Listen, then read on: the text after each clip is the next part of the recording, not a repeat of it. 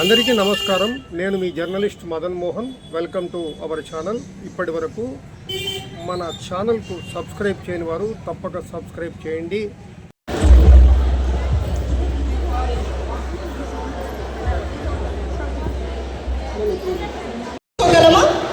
చంద్రుడు లేనటువంటి ఆకాశాన్ని రాత్రి వేళ ఊహించుకోగలమా? హిందూ ధర్మంలో పుట్టి చక్కగా కనిపించేలాగా కనీసం కందిపప్పు